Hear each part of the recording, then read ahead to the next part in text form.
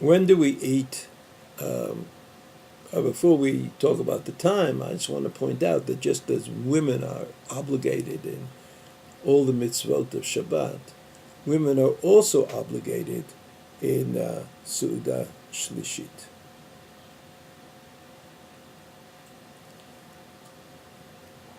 The Shulchan Aruch, the Aruch HaShulchan, I think, says that if there are women who are not, it's not clear to them that they're obligated, so you have to point this out.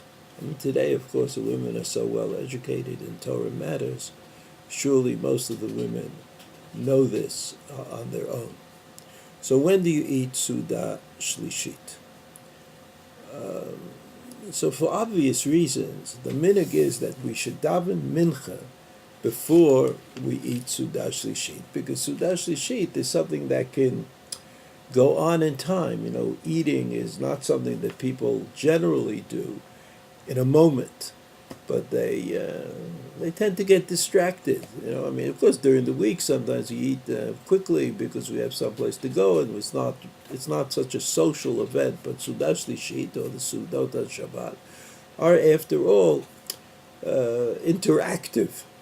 They demand that you pay attention to to the other people who are with you. So that demand that you pay attention to the other people who are with you, that demand can cause difficulty. You know, things might be extended, and then you would miss Mincha, because Mincha has a time. So the halacha is that we daven Mincha generally, if we can. We eat Suda Shlishit after Mincha. But that's not because it's prohibited to eat Suda Shlishit before Mincha. It's only because it's likely that you will kind of get messed up with the time for Mincha. But the actual time for eating Suda Shlishit is a half hour after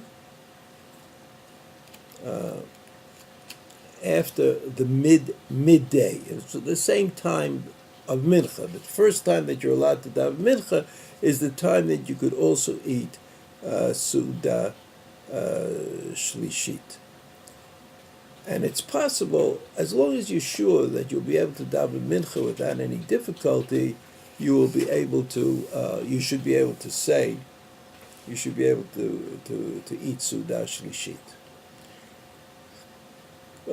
As a result of this, the question came up about Suda Shlishit, which is one of the Sudot of Sheva Barachot. I had the pleasure and the honor of being at a Chatunah this week in Manhattan, and the Chatan and the Kala, they have to solve this problem for themselves. I mean, how are they going to eat Suda Shlishit on the coming Shabbat? So the Shulchan Aruch says, the Ramah, it says that really you shouldn't eat Suda Shlishit before you daven Mincha.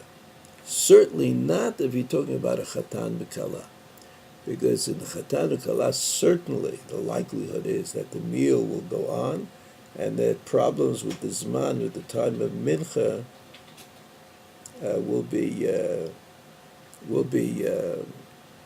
brought up.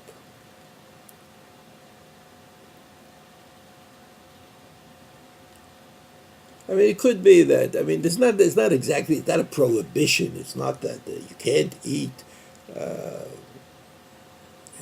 Suda Shlishit. That is also Suda of Sheva Brachos before Mincha.